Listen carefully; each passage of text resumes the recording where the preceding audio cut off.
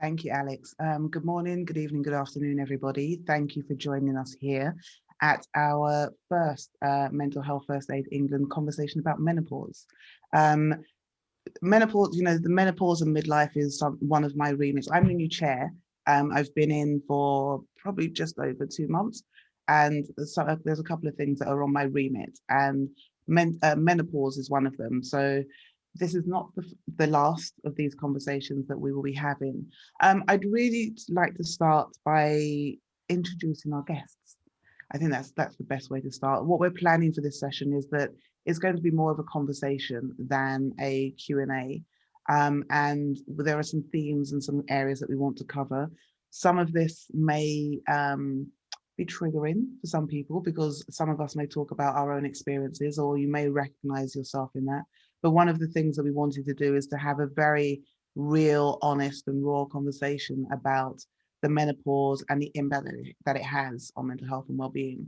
So in this webinar, we're going to examine the mental health impacts of midlife and menopause, whether it be age-related or medically induced. And when we're talking about this, I just want to also be clear and state that we're not just talking about women, we're talking about all people who bleed.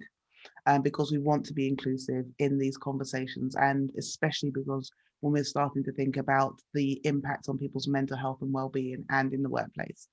We want to understand how the pandemic has impacted midlife women and why it's important for workplaces to be able to support this growing demographic. I mean, we're just supposed to be coming out, hopefully, fingers crossed, coming out of our second lockdown. And I know that we've all been through our own experiences of this, but imagine going through the lockdown and going through some of the really, the wide range of symptoms of menopause and how that impacts your mental health and well-being. And so this will be some guidance, hopefully, and support for you to help recognize some of that and to think about what you can do. And the last is to explore what managers and organizations can do to remove the stigma around menopause and better support the staff in midlife. And what we're going to do is we're going to, at the very end, we will try and leave you with some takeaways. So not just talk, but actually action as well, so that we can move this forward and you can start to think about what you can do. So to introduce our guests, first, as I said, I'm Ada Paris. I'm the chair of Mental Health First Aid England. We also have Linda Bailey, co-founder and director of Talking Menopause. Welcome, Linda, if you'd like to just introduce yourself. Well, thank you. Yes, my name's, as I said, Linda Bailey. And do you want me to talk about my menopause at this point, Ada, or shall I? We'll get into that later, yeah. Okay, yeah, so thank you. So I run a company called Talking Menopause, and we do what we say on the tin. Basically, we go into organisations and we try and raise the awareness of menopause and get people talking about it, and really to try and get organisations to take it seriously. Thank you. And our second guest is Jane Lewis, writer, speaker, and author of Me and My Menopausal Vagina. Hi, everyone. Thank you for inviting me. Yeah, I'm the person that's come out and talking about the taboo of all taboos of menopause, which is to do with vaginal dryness. And I've been doing this for 2 years now, and I can say, I think hand on heart, there's a big conversation going around this side of menopause now. And I was even invited to talk to the Royal College of Obstetricians and Gynecologists last week. And I get a lot of GPs and gynecologists saying to me, at last, we're having a patient discuss this, not a medic. Yeah, thank you. And I think that that's the point, that, you know, we need to provide spaces where people can actually have those conversations and demystify some of the language and the symptoms and the impact of all of this. So before we get going, we are going to, let's see if we can move the slide on. Yes, we're going to do an audience poll because we would like to get a feel for, we can see there are 320 of you that are with us. And so we'd like to do an audience poll to just get a gauge of who's in the room or the virtual room, and then we can kind of tailor the conversation around some of that. So if, yeah, there we go. If the poll, if you can just click on your answers, and then we'll have a discussion about that. So I have gone through the menopause, am currently going through the menopause, have not yet gone through the menopause, or will not go through the menopause. And the second question is, I would describe my role as HR, diversity and inclusion, business owner, director, senior leader, line manager, freelancer, contractor, and other. And we also do recognize that this is not just about big organizations. There may be people who have very small community groups, what have you, but we're just trying to get a feel for who's in the room. So I'll just give you a few minutes to do that.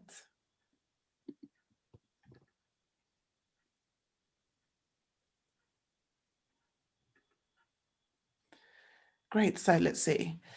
So 11% have gone through the menopause, 40% are currently going through the menopause, 45% have not yet gone through it, and 4% will not. And then we have 24% HR, 4% diversity and inclusion, 5% business owner, 9% director, senior leader, 12% line manager, and 7% freelancer and contractor. And actually our biggest area is 39% other. So I'm quite curious about what that other category is.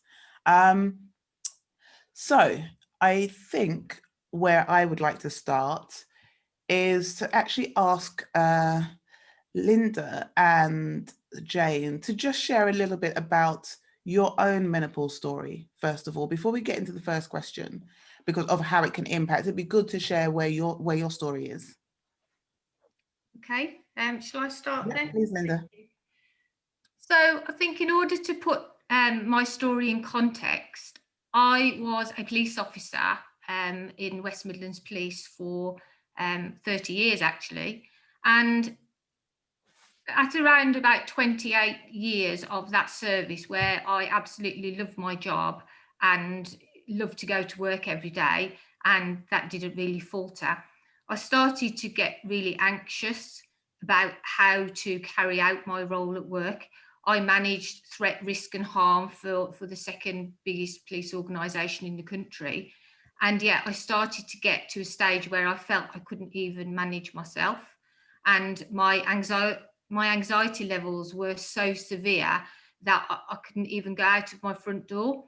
And I ended up having absence from work, which was a 3-month absence from work, which even having that time off work was really scary because I've never had that amount of time off work before. It didn't feel right. And you know, it's a real impact, especially if you feel that you've always been really conscientious and you've worked hard and you've tried to get where you want to be. I was a police inspector, so I had to work hard and passed exams to do what I wanted to do.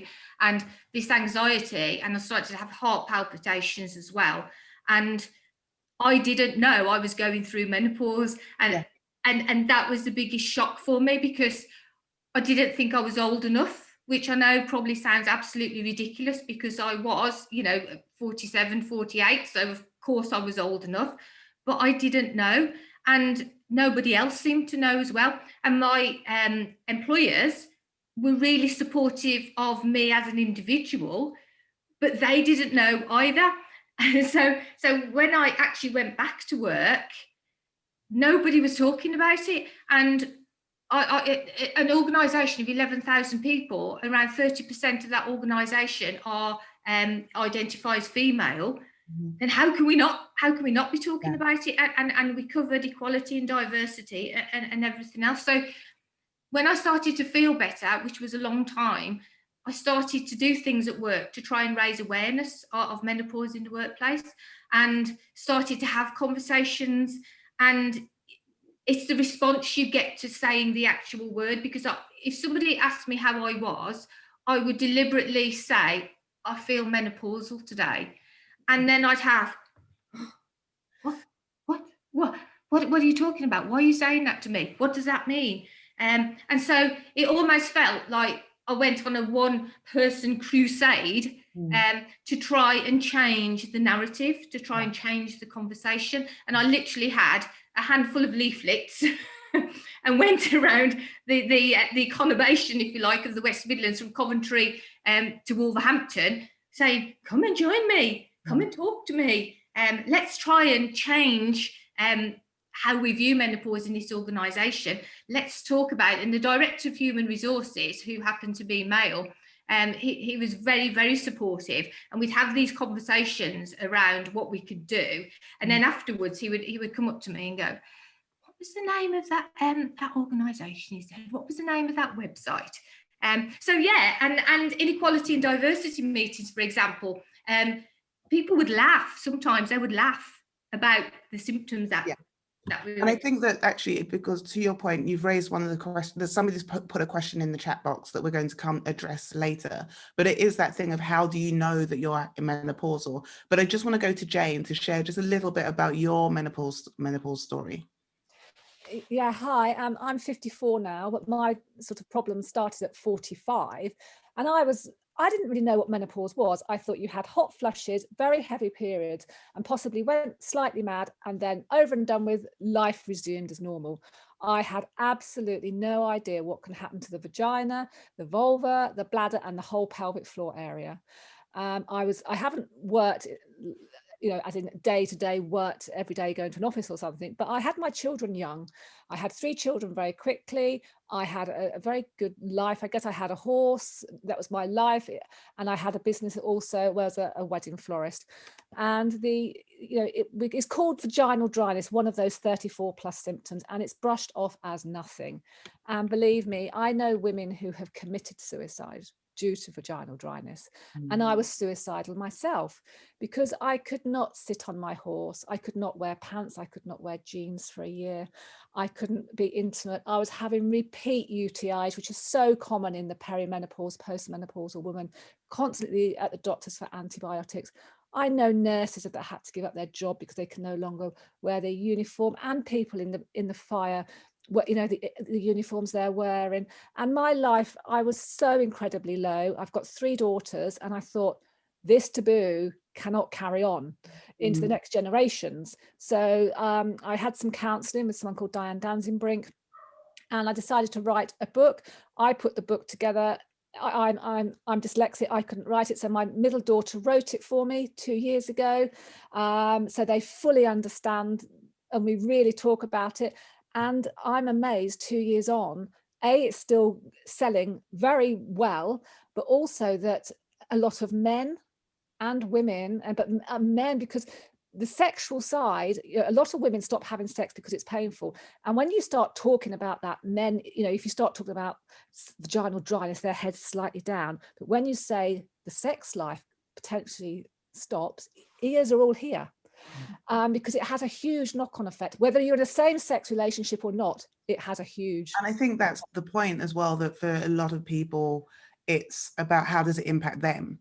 So when we were talking about the symptoms, as you both have shared, there's many different symptoms that can happen, and they can come on at various times. So I'm 49 now, and I've been perimenopausal probably for 5 years. But mine started with, I would wake up in the night and my bed would be cold. And I'd go, why is it so cold? And I'd roll over and you could see where I'd been lying because it was just sweat, and I've got no hair.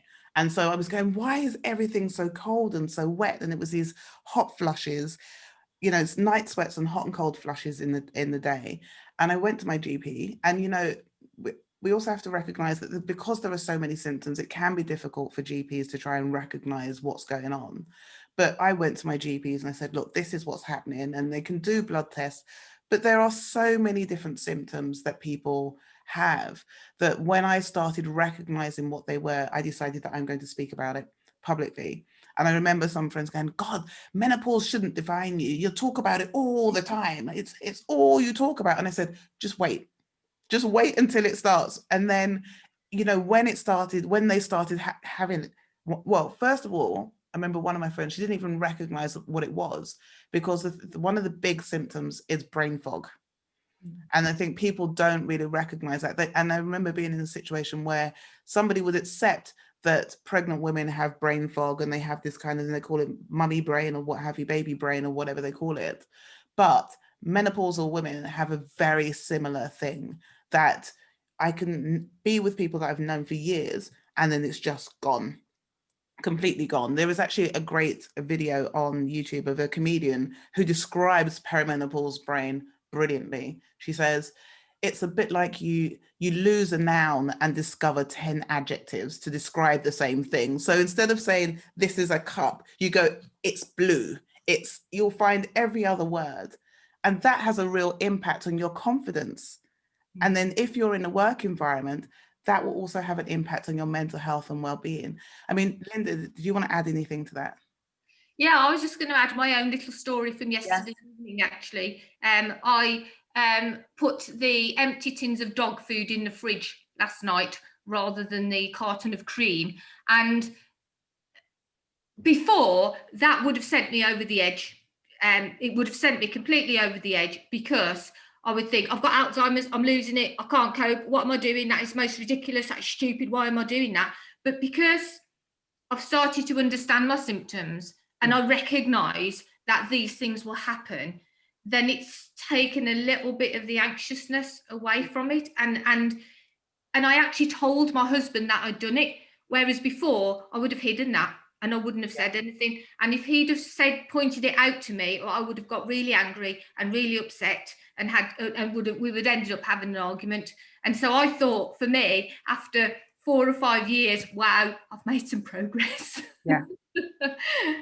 I've just seen in the chat and the Q&A, I will share the link to the video of the comedian because she is brilliant. But yes, Linda, to your point that, you know, there is no panacea. There's no one answer to how you can resolve this, because for some people, HRT works. For others, it's absolutely terrible.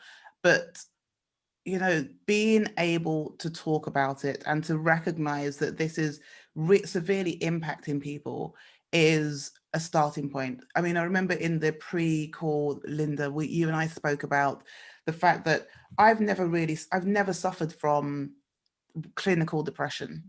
But I remember once there was a time when I was on the tube, and I remember this wave of sadness, it felt like it crept up from my toes, up my body, up my neck, and it just took over me, and I was completely overwhelmed. Yeah. That's the same wave that you get with menopause. It's a very similar anxiety wave that people get, and there is no control in it, and it can happen at any point. And that's why we feel that these conversations are really impactful. And then you add to that some of the stuff that Jane talks about in terms of the physical conditions as well, then that actually adds to all of this. Jane, did you want to add to that? Yeah, so I had my own business. I was a wedding florist, and I would have sometimes 3 weddings a week. Now, obviously, it wasn't brain surgery, but there was quite a lot of coordination, you know, with the whole thing of 3 weddings. And I got to the point where I actually almost forgot 2 weddings. And I couldn't physically work out how many flowers I wanted each week. And I have spoken to a gynecologist who herself said it got to the point where if she couldn't find the right HRT, she would have had to have given up her job, because she wouldn't have been safe to carry on with surgery. You know, that is what this brain fog can do. We can joke about it, and I do, you know, put the keys in the microwave or whatever, as long as you don't turn it on.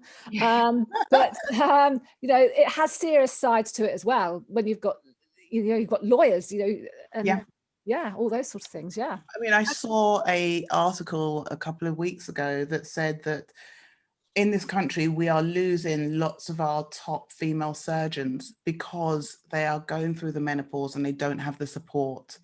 And they're just seen as, you know, midlife women get into a certain age and what have you, and they can't cope. They're seen as incompetent almost. But actually, if we have the right support and people are able to recognize them, then can you imagine what that's doing to our NHS system? If we're removing a load of great female surgeons, but we're losing them because they don't have the mental health and well-being support to go through the menopause in a psychologically safe space. And we're also losing lots of nurses, and nurses are the backbone of the NHS. And there's an awful lot of menopausal women in the NHS at the moment. What you described there is reflected in public sector, in private organisations, where women feel that their only choice is to leave that organisation, because menopause is a natural life event. and yet the stigma that's attached to it. And, you know, in this year of 2020, people are saying to us that they are laughed at, they are made a joke of, they are ridiculed, they are harassed and given labels and tags for something that they're going through as a natural life event. And because menopause isn't going to be over in a click of a finger, and you know, it's not 3 months, 6 months, you're going to feel better. Some might, but you know, this period of, you know, between 4 and potentially, you know, 4 and 9 years, then like you say, Ada, if we can put that support in place around reasonable adjustments, around a passport, around something that is going to support that individual, we will retain those people in the workplace because they feel supported, they feel safe, and they can have that conversation. And I feel really passionate about some of the comments and the way women are treated around menopause would not be tolerated with any other protected characteristic in the workplace. It would just not happen. And we hear that almost on a daily basis. Yeah, I'm just looking at some of the questions and the comments, and I just want to take a side step. So first of all, somebody asked what HRT is, and that's hormone replacement therapy, and it can be patches or gels or other ways, but it's a way of rebalancing the hormones. I mean, I use HRT patches, lifesaver, but I've got friends who feel that actually the HRT patches made them suicidal, or they became suicidal as a result of that. And so it's definitely about working out what is best for you and for your body. There were a couple of conversations around the impact of brain fog, of, you know, and how do you talk about that? Because for a lot of people, so I run a women's group, and as resources, there are some brilliant, I know there are some brilliant Facebook groups for people going through the menopause or perimenopausal, and they're a great support network. But I remember speaking to some friends who were going through menopause, and they felt that, one of them said, I feel like I'm losing my intelligence. I'm becoming stupid because I can't remember the simplest things. I can't, you know, I remember one friend said, she forgot the name of the microwave. And so the first thing that came to her mind was strawberry library. I was talking to my mum and forgot the word for gravy and just said vegetable water. And so what I do is, as a public speaker, I sometimes say to people, I may be having a bit of a moment, you know, a menopause moment, or it's a bit of a brain fog, but don't worry, I'm on it. I've got Post-it notes and what have you. What are some of your kind of tips and ways of dealing with brain fog? But also, if you're in a work environment, how do you then start to have that conversation with somebody? A little anecdote, Ada, which I think is quite relevant to this, is that I was presenting to a group of around about 120, this massive, huge auditorium of public service, and I was talking to line managers, and somebody asked me a question, and I stood there, and I was halfway through answering this question, and my mind just emptied, completely, utterly blank. Could not think of a word. And unfortunately, my business partner was there, so we managed to get through that. And afterwards, the doctor who was in charge of the barracks, the organisation down there, said, "You know what? That was really good pantomime that you just did." I went, "Pantomime?" I said, "That wasn't pantomime." I said, "That was real. That is what really just happened to me." And he was quite shocked, I think, because he really thought that I'd done that to play to an audience, and I had not done it at all. And I suppose the thing that I would say to people, and I think this is where the challenge is that because when you have these symptoms, you start to lose your confidence and you start to lose your self-esteem. You don't believe in yourself anymore. And I think we've discussed this before. You become somebody who you don't know and you don't recognize and don't even like, and then it makes it really challenging for you. But if we have got, and in most organisations, you will find that there will be a group of people who will talk about it to each other. So that informal little support network. And what we try and do when we go into organisations is try and identify that little informal network, just give them confidence to then start to put the hand up and say, pick me, pick me. And then leaders who are in organisations, you know, say somebody like yourself, who is a leader in an organisation, and you're talking about your story, then it gives people the confidence to think, oh, there's somebody else like me. And actually they're in a really senior position and they're talking about it and they've still got their job as well.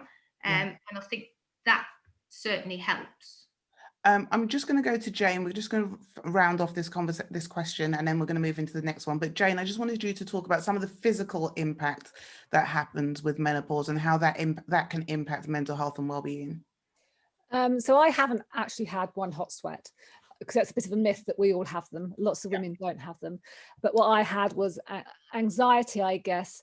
But I had, because I've got the vaginal problems, I mean, we think menopause is taboo, then the vaginal side is taboo. Although it's not as taboo as it was, it's getting much more talked about. But when you have vaginal problems, you automatically, I would say, get mental health issues go with it. The two go hand in hand. And mental health is still taboo, but not as much. But being able to talk about those two things together was very, very hard. And to say that I'd be talking to you now 2 years ago would never have happened. And it took me a lot of courage to discuss this publicly. I mean, it's okay now, but it's just, I haven't really had the normal menopause symptoms, and that's what we all have to remember. There are hidden ones, and women are sitting on cushions at work saying it's their back, but in mid-menopause it may actually be perimenopause, their vagina, their vulva, because they haven't discussed their intimate area. Definitely. And so we can already imagine the impact that that's going to have on somebody's confidence and mental health and well-being. Okay, and just in the interest of time, we're going to move to the next question.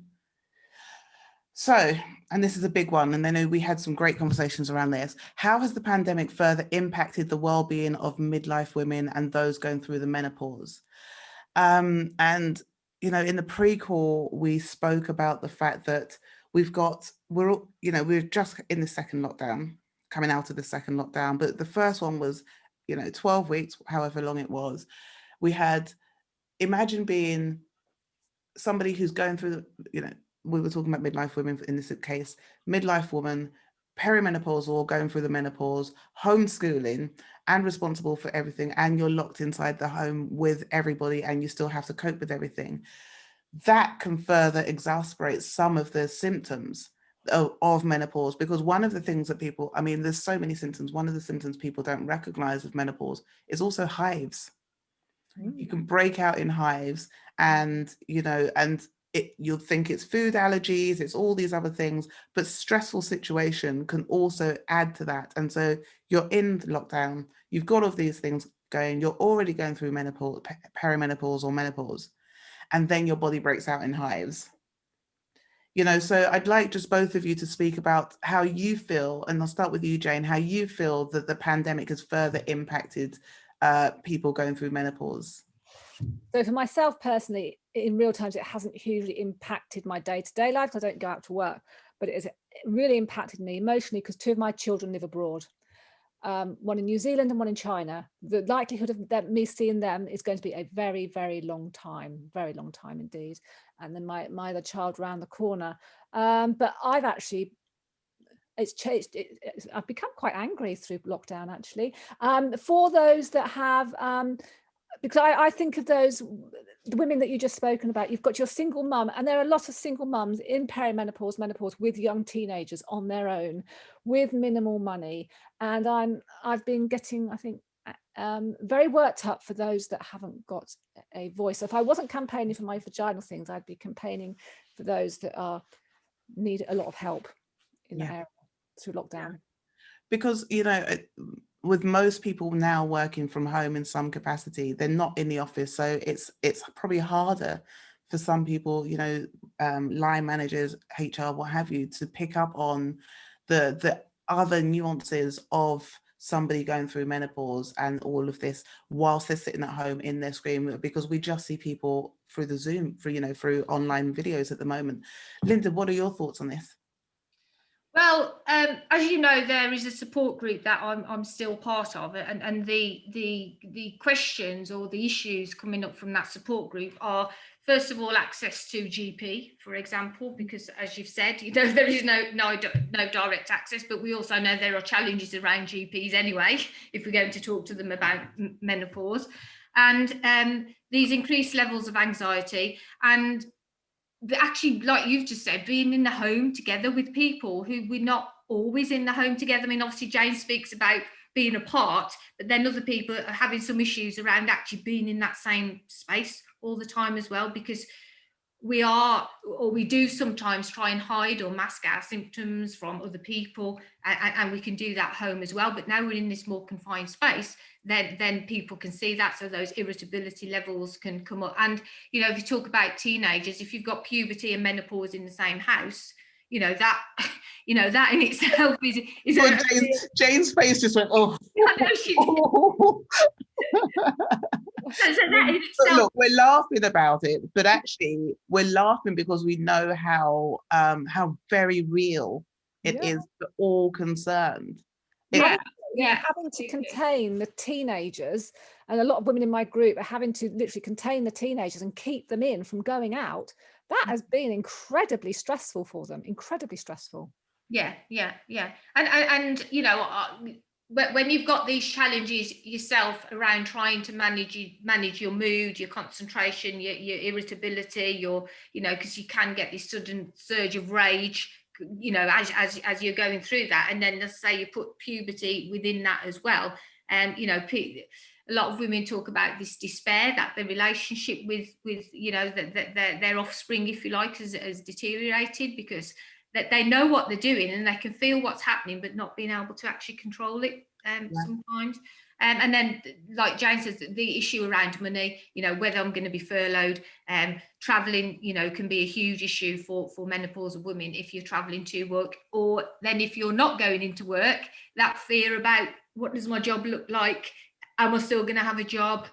But yeah, so there is an argument, I think, to say that if you have more control over your working environment, then you can have more control over your symptoms. So, for example, if you've been suffering some night sweats, you've had a really bad night's sleep, then you know, instead of being out the door at 7 a.m, you think, right, I'll work in my PJs today, and I'll start work at 9 or 10 o'clock. So, for some, that can be a positive, and that can actually work. But because we're all individual with different symptoms, then it's just not going to be the same for everybody. But there is a positive, I think, for some people. And I just want to add to that, because I saw one of the questions about getting access to GP services and support, especially during the lockdown, because, you know, for all of us, you know, most of the GP services went online, hospital appointments were cancelled or deferred. And so, you know, do you have any advice or tips for people who are experiencing? I think the thing that I've said to people, people in the groups that I run, is that you know your body better than anybody else, and you will know when something's off, and you may not be able to determine what that is exactly, but you know that something's not quite right. I remember just going, I just feel weird and I can't work out what it is. But how do you go and start having that conversation with people? I just feel weird. I just feel out of sorts. Do it. Just start. Because, you know, by the process of elimination and conversation and all of that, that's where you can start to work things out. I mean, yes, I did see that somebody said that the GPs were closed. They couldn't get access to the GPs during lockdown.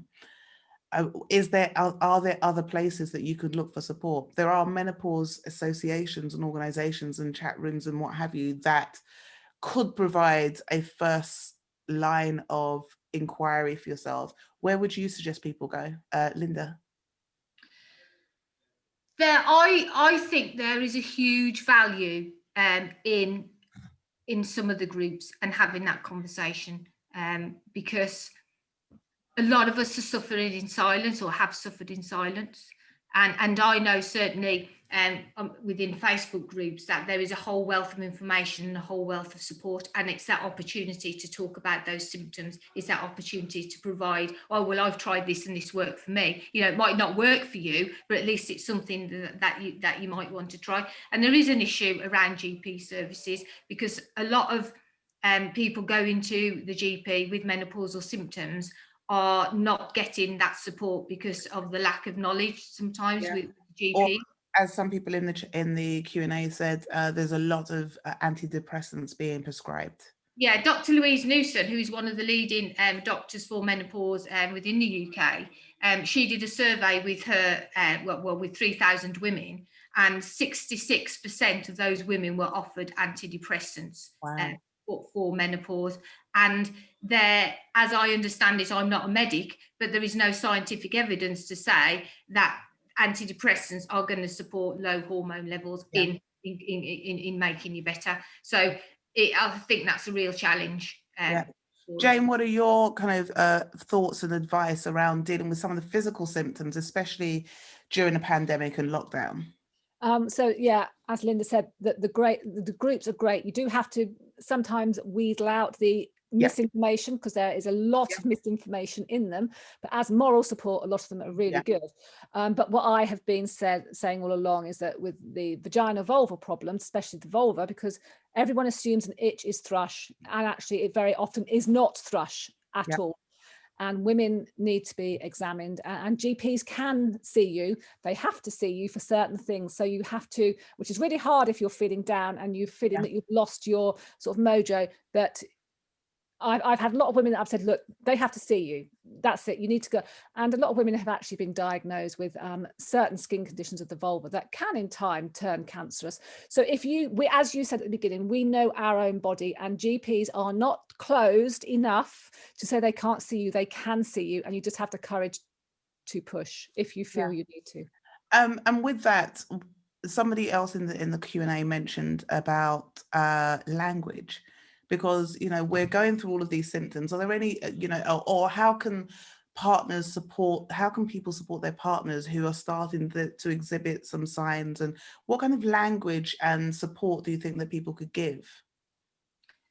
I think it's that non-judgmental is so important, because my own experience, I think my husband knew before me I was menopausal, but if he dared to broach the subject and even suggest it, then I used to get really angry with him and like, what do you know? What can you possibly know about this? So I think it's that patience and understanding that maybe this person who you have loved and cherished for the last 20 odd years actually is going through quite a significant change in their lives, and to have that patience and understanding and to listen and to educate yourself as well, so that you can start to understand what's actually happening to that person.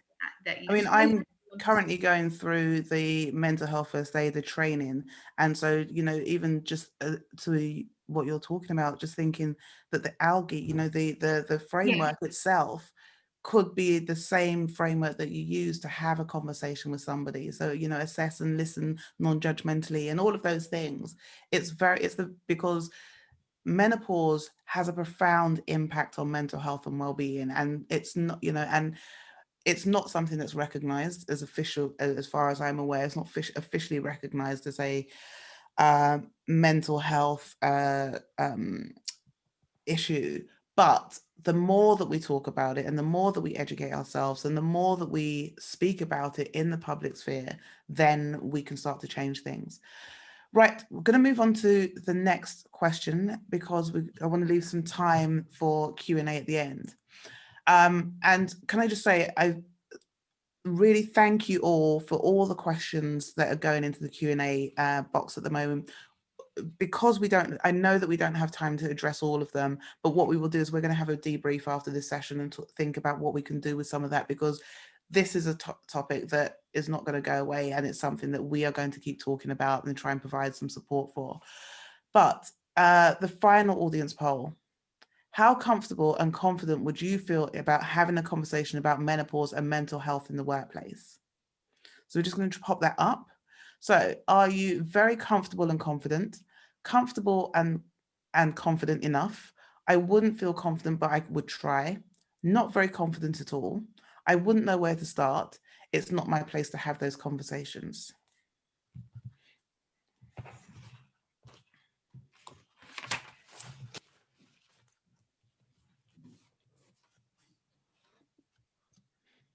Okay, if you send your polls in. Whilst everybody's doing that, Linda and Jane, I'd like you to just think about what 3 tips would you give somebody managing the workplace, so HR director, all of those people, about how they can support somebody going through menopause in the workplace, and especially given that we're in this virtual world at the moment, what would you suggest that they can do? So let's see what the results of the poll. 16% are very confident, comfortable and confident. 31% comfortable and confident enough. 37%, I wouldn't feel confident, but I would try. That's great. 8% not very confident at all. That's okay. That's what we're here to try and help support and have those conversations. 8%, I wouldn't know where to start. And 1%, it's not my place to have those conversations. Okay, it's I think that it's potentially everybody's place, because if you're in a work environment that is diverse and have different people, then people could be and will be affected by something that impacts their mental health. And I think that that's the kind of an approach to look at it, that it's impacting somebody's mental health and well-being, and whatever the actual condition is another way of approaching it. So who would like to go first with their 3 tips? Linda. Linda, it's over to you.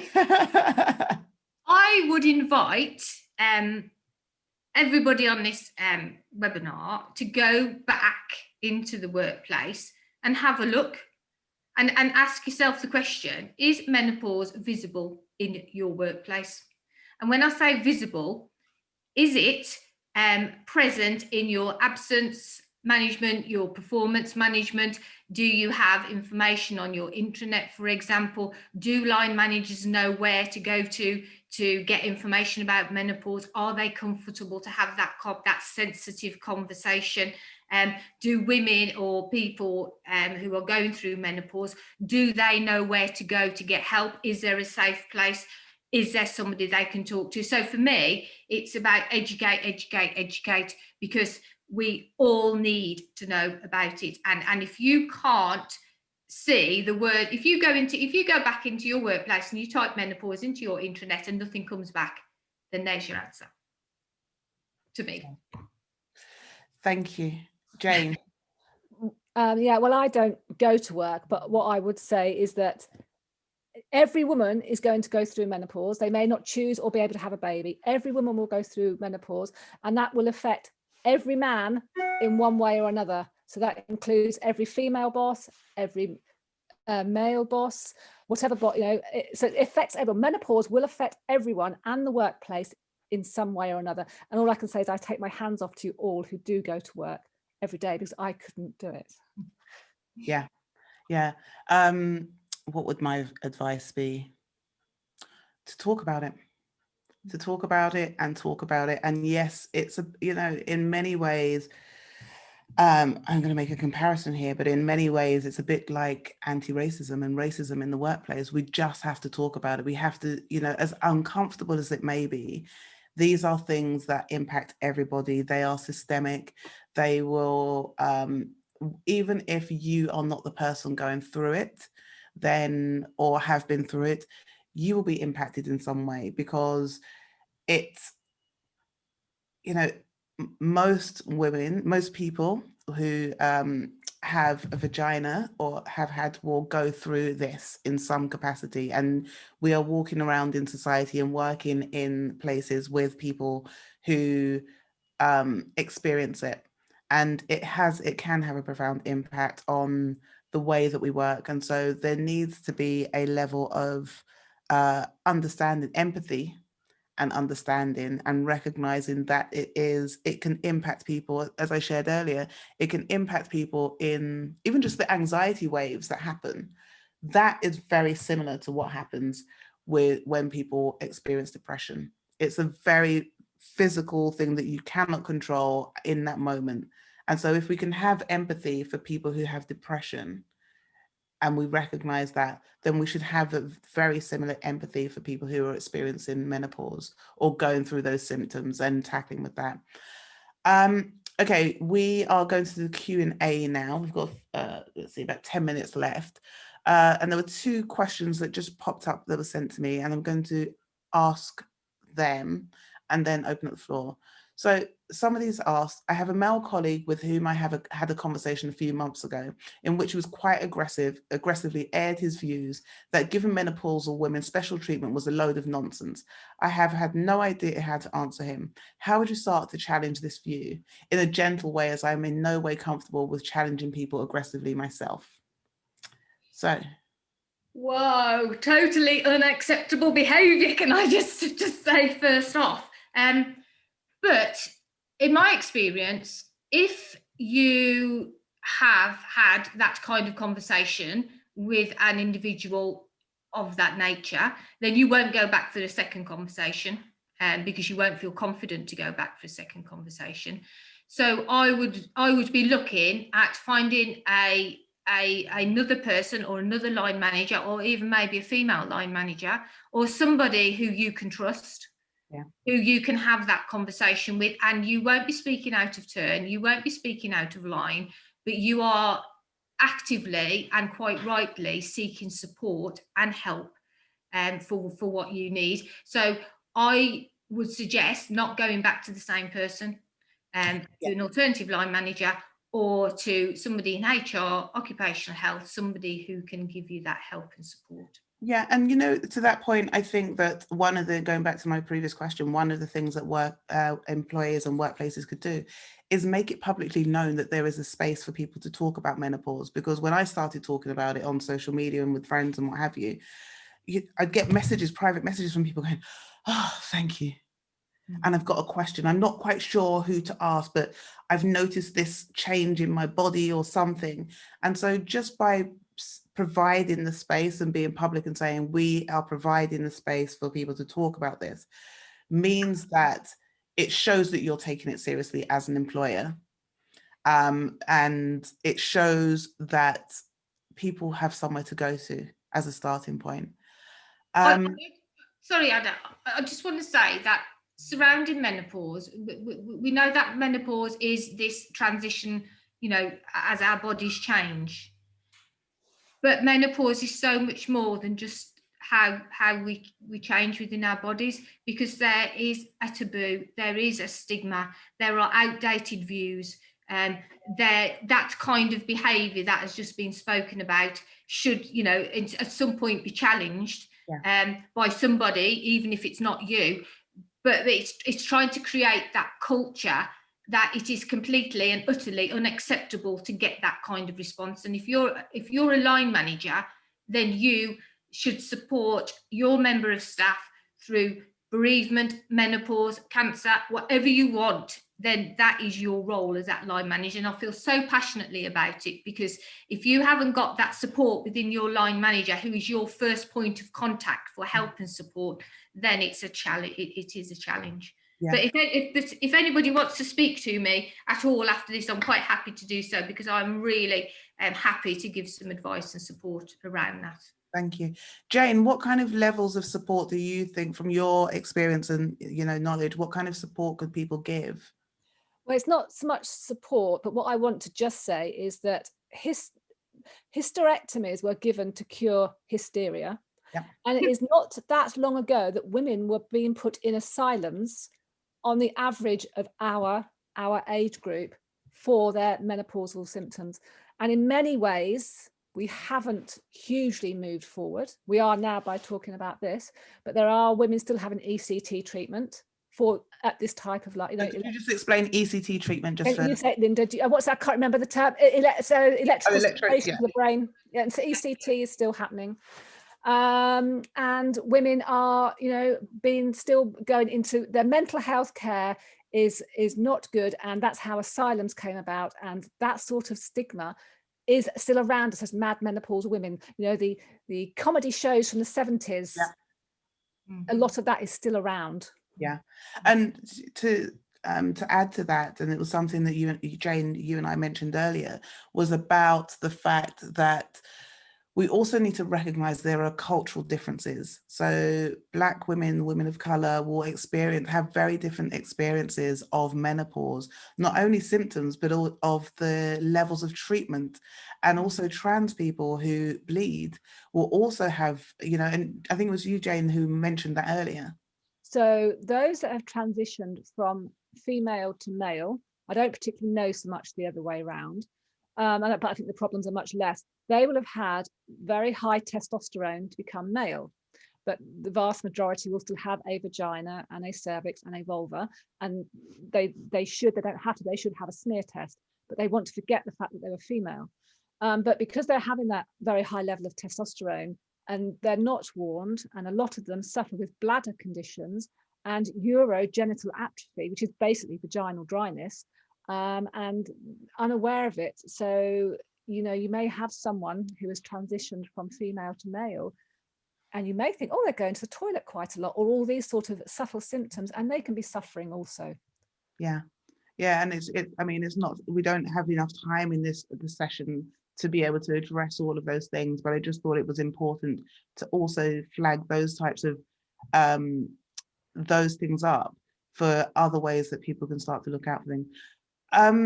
Okay, thinking about organizations, what kind of reasonable, and the question that somebody did, what kind of reasonable adjustments could employers make to help support people through this? The single most effective way, I think, of helping an individual through menopause, and I say individual because it is individual experience. Our three experiences are completely different. How we react to those, how we react to it, how we deal with it is all completely different. So we're all unique. So we need to have that individual conversation. We need to understand. So, for example, I'm Linda, this is my menopause, this is the impact of my symptoms, this is how it impacts on my ability to carry out my day-to-day role, this is what a good day looks like, this is what a bad day looks like, this is what I would like you to explain to the team about what's happening to me, this is what I would like to say to the team about what's happening to me. And if that is all put nicely together in something called a passport, a reasonable workplace adjustment, it's something that supports the individual, it keeps them safe. They don't need it every day because symptoms can fluctuate. So, you know, I might not need to bring it in, but I know that I can if I need to. That contract between you and your organisation stays with you if you move jobs, stays with you if you get a new line manager.